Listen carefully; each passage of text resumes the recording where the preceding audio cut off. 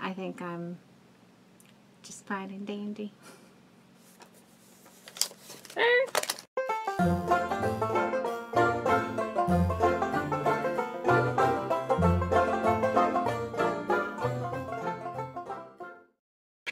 Hey guys, it's Bonnie. Oh my gosh, my house is a total disaster. It is such a wreck. So let me turn on a light so you can see what's going on in here.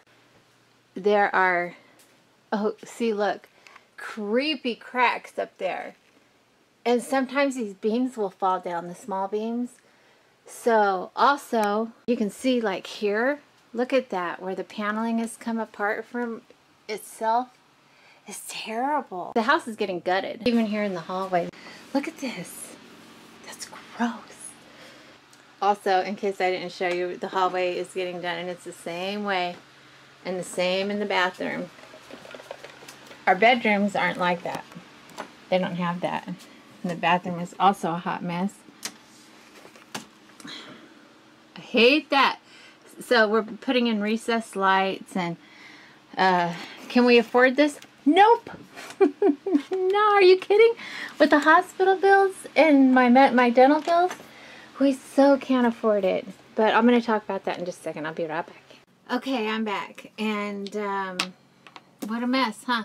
And you can see back here, all I have is my light and the bulbs burn out, but I don't know what I'm going to do here. This room isn't getting done. This has a normal ceiling and I'm okay with everything in here. So our bedrooms and office rooms, and why is this all wonky? Nothing's getting done in here. So I had left off with, can we afford this? Absolutely not. So why are we doing it? You know, Dennis and I have been married this year. I think it'll be 31 years. In just a couple of months, have been married 31 years. We have never gone into debt beyond our mortgage of our home. And we decided to go into debt. And, you know, we have a fallback because we do have our house almost paid for, so if we have to, when we do this work, we can refinance the house. We don't want to because we want to have it paid off when Dennis retires, but we can. And so we've decided, we've been looking around. Housing prices are just jumping up like crazy around here. We can't afford to buy right now. So since I already started the debt with the emergency room visits, oh gosh, I haven't even gotten the bills for those yet. And my dental work, which we still haven't. Tuesday, I have my appointment for this crown back here. And then please, y'all keep your fingers crossed with me that he's going to be able to do something with these tops. Because that bleach, like I said in the Get Ready With Me video, if I post it, the bleach is the devil. I can't survive bleaching my teeth. Either I am a huge baby or there is something seriously wrong where it's getting into the pulp of my tooth and straight to the roots and trying to kill me. So I would tell you any secret I had. Yes, just put some bleach in my, fill up some bleach trays, put them in my mouth, take them out, give me a few hours, and ask me for any secrets, and I am an open book. It's so terrible. It hurts really, really bad, and I'm not going through it again. So I hope there's something else he can do. And it's not because I could really totally easily get by feeling fine like this. All my friends know me. Everybody who sees me knows me. They don't expect anything different from me. I was feeling like, you know, maybe there's some things I missed out on because I didn't have good teeth. But now it's more of, I've spent this much money and come this far. The least I could get out of it is some decent looking teeth. You know what I mean? I should, as much money as I've spent, as much pain and torture that I've been through, I deserve it. Oh my gosh, how entitled can someone be? I deserve to have nice teeth. Just never had them. It's really a vanity thing. It just is. But I'm human, and there is some vanity. I don't want there to be. I want there to be acceptance of who I am, and you know, and to just embrace it and be okay with it. And I thought I was, and that's because I just got a new phone, and my old phone, I didn't know it had a filter on it.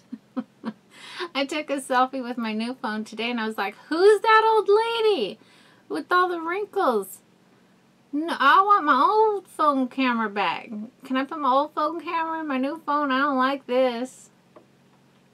Yeah, I didn't know it had a filter. I just thought I looked good. This one was like, oh my gosh, all my forehead lines are... I looked 80 years old. Not that there's anything wrong with the 80-year-old, but I looked like a very hard-worked, stressed out, hard life, hard luck 80-year-old. 90, maybe. I don't know. I don't know what I'm going to do, because I don't know how long this is going to last, this project. This is a very spur-of-the-moment thing that we decided to do. I had the guy install a sink for me, and I just talked about the drywall and, you know, doing the new ceilings and walls. And he was like, I have a week and a half on it. He sent me a text, and he said, I have a week and a half off next week if you want to work on that. So he sent me his quote. And I talked to Dennis, and we were like, sure. So we just came back from getting all of our lights, which are the recessed lights, because it's really dark and dank in my house. It's scary dark. Everybody says that. They're like, no wonder you're depressed all the time. Your house is so dark. So the track lighting, oh boy, we're putting a lot in, and I think I may be overdoing it. We're putting 4 lights in the living room, four not track lights, recessed lights. We're going to have our ceiling fan and light, and then we're going to have 4 recessed lights. And it's not a big living room. But just in my little galley kitchen, I'm going to have 3 recessed lights with 75-watt LED bulbs. It's going to be like, bling! And then down my hallway here, I'm probably going to have 3 or 4. And 4 in my bathroom. There's going to be a lot of lights in this house. It's going to be like, and nobody can complain about it being dark and spooky anymore. That's all, y'all. I'm going to get off of here. Thanks for listening to me. I hope that your week is going great. I am back to wanting to vlog and do unboxings. I have a bunch of stuff that's coming from June. Oh, and I've got some tea to spill about that. Y'all just wait. Yeah, I learned some things. So, I'm ready. But I can't do it when I've got people in here tearing my house apart and upside down and backwards. So I don't know, again, how long it's going to be. He said he could do it in 3 days. We'll see. If he does, then that's great. That'll be 3 days, and then on the 4th day, I will hang my pictures back up on the wall and try to decorate and clean up.